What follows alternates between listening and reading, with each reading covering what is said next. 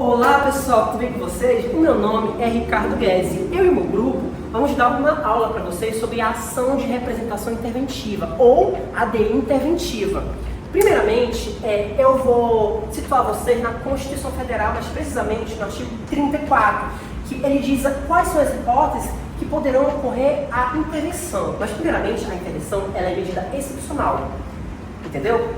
Tá aqui, de amarelo aqui são as hipóteses de intervenção espontânea, que o presidente decreta de ofício, só que tem uma certa discricionariedade. Nós temos para manter a integridade nacional, repelir invasão estrangeira ou de uma unidade de federação em outra, por termo ou finalizar grave comprometimento da ordem pública, reorganizar as finanças da unidade da federação, que suspender o pagamento da dívida fundada por mais de 2 anos consecutivos, salvo por motivo de força maior, e deixar de entregar aos municípios receitas tributárias fixadas nesta Constituição, dentro dos prazos previstos em lei.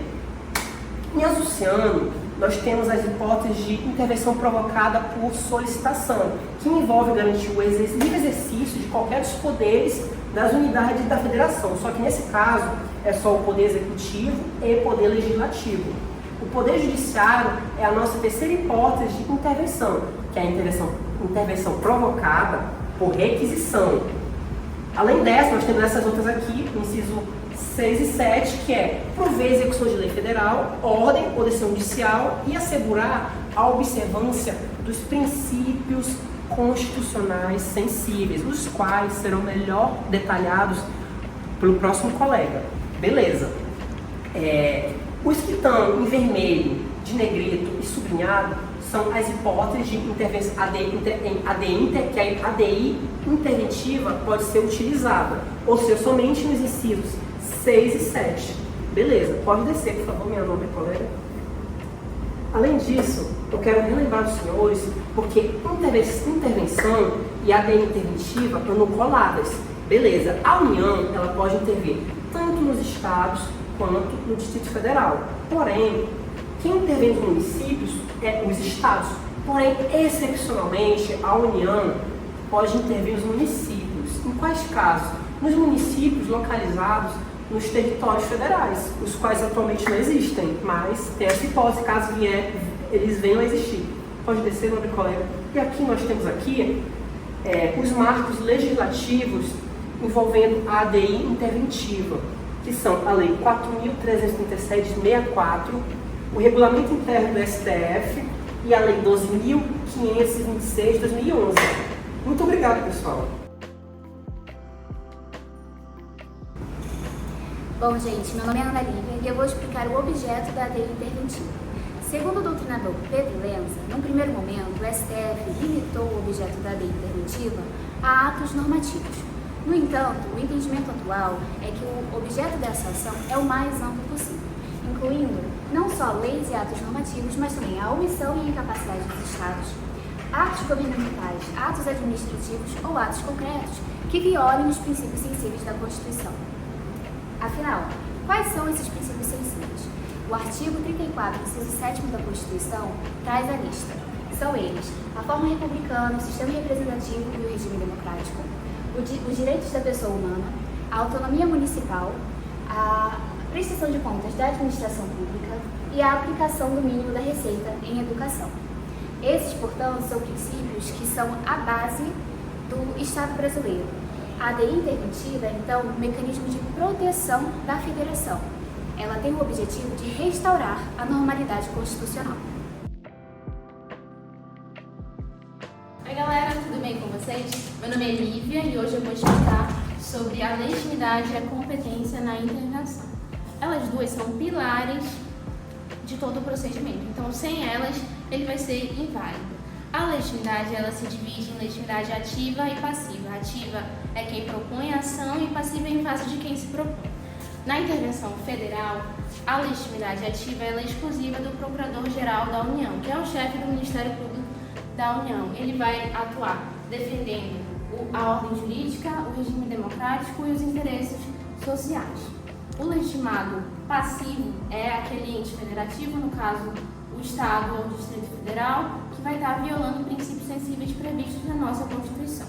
Na intervenção estadual, o legitimado ativo é o Procurador-Geral de Justiça e o legitimado passivo é o município. Então, passando agora para a competência. Quem vai ter a competência para julgar?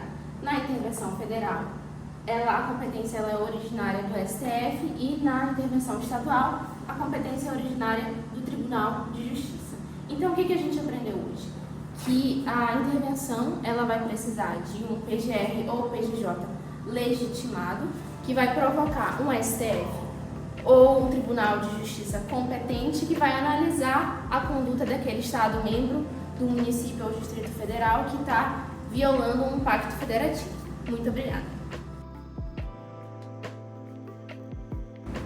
Olá, eu sou a Dailene Paricá Pereira Silva e irei explicar sobre o assunto fases da intervenção. Nós temos 3 fases da intervenção: a jurisdicional, a intervenção branda e a intervenção efetiva. A jurisdicional é quando o STF ou o STJ irão apenas analisar os pressupostos. Dentre eles, o STF e o STJ não podem anular o ato. Eles apenas vão julgar se o pedido é válido ou não. Requisitam a intervenção do chefe do executivo. A intervenção branda, que é a fase 2, ela é quando o chefe do executivo decreta limitando-se a suspender o ato. Há controle político aqui? Não, pois não há apreciação do Congresso Nacional nem da Assembleia Legislativa. Na fase 3, nós temos a intervenção efetiva. Essa intervenção efetiva é quando a falha da segunda fase.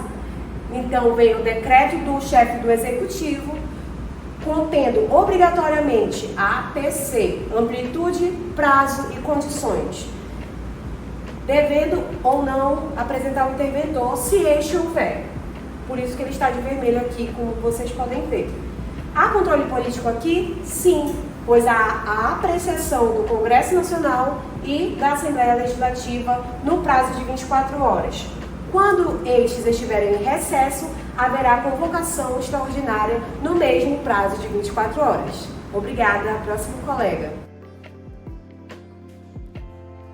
Bom, pessoal, eu me chamo Thaisa e eu vou começar explicando sobre a primeira parte do procedimento da ação direta de constitucionalidade interventiva, tanto na esfera federal quanto na estadual.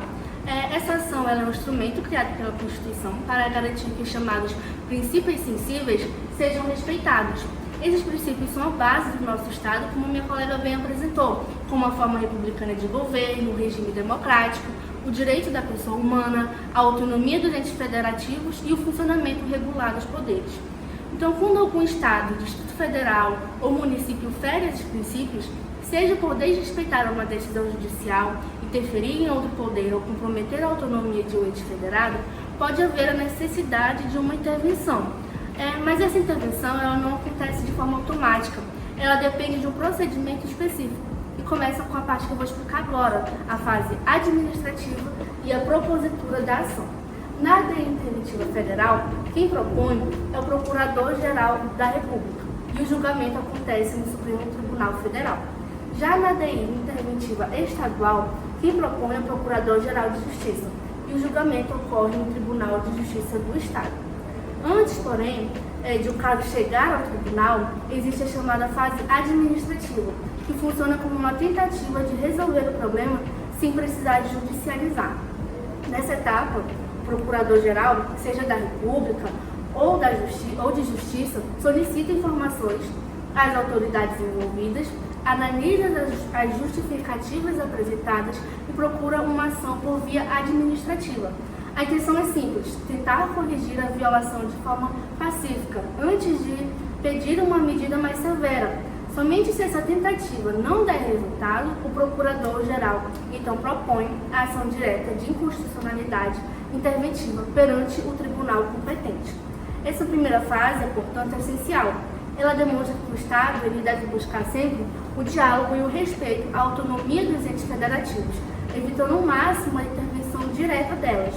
Em resumo, é o momento de verificar a gravidade da violação, esgotar todas as alternativas de solução administrativa e só então permitir que o Judiciário autorize uma intervenção, como um último recurso para restaurar a ordem constitucional e o equilíbrio federativo. Agora o meu colega irá continuar com o assunto do procedimento.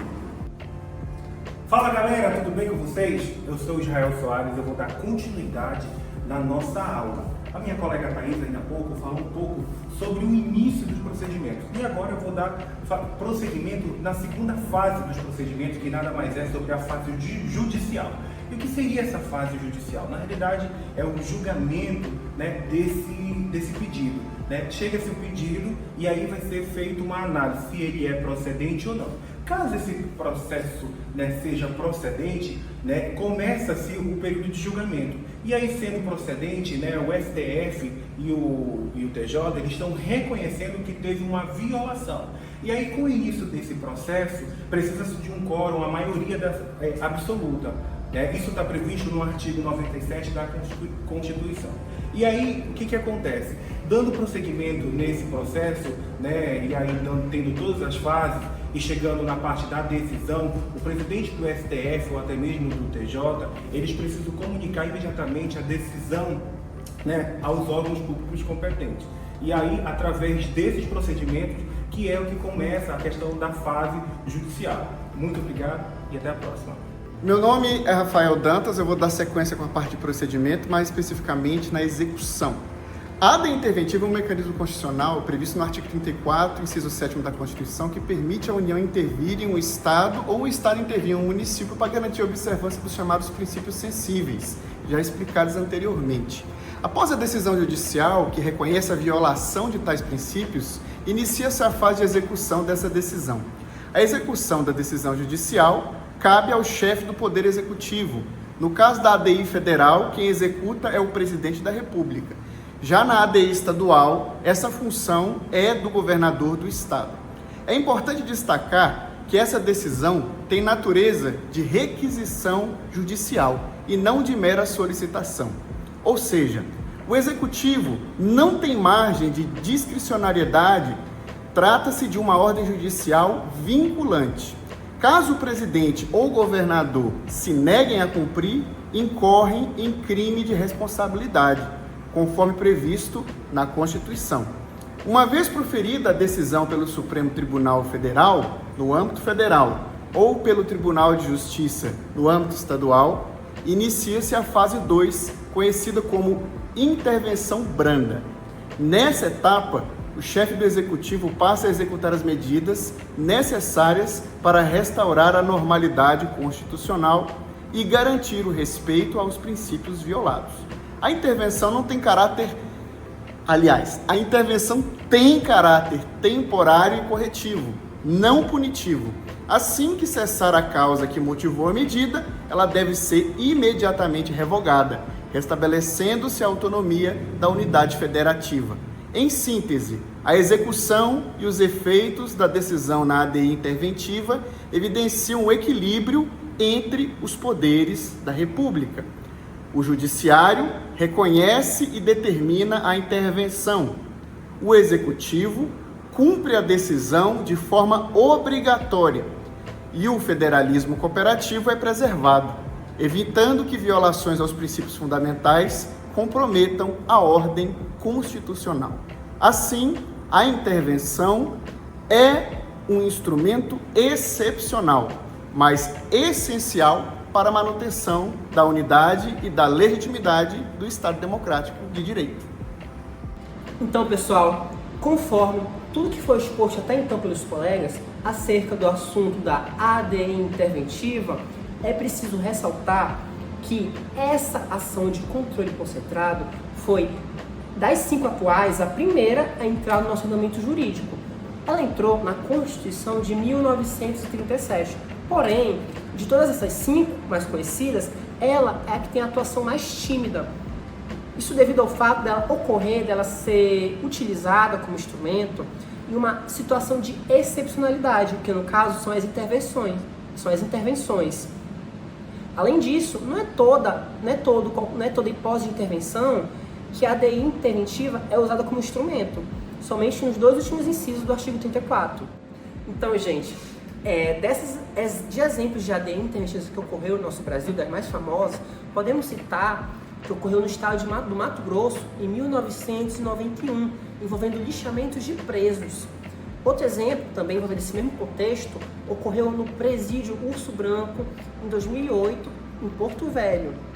Também, o mais famoso e um dos mais recentes, ocorreu no Distrito Federal, em 2010, envolvendo um esquema de corrupção. Porém, esses 3 exemplos tiveram seu pedido ora prejudicado, ora julgados improcedentes pelo STF. Então, gente, essa foi a nossa aula de hoje. Muito obrigado a todos, viu? Tchau!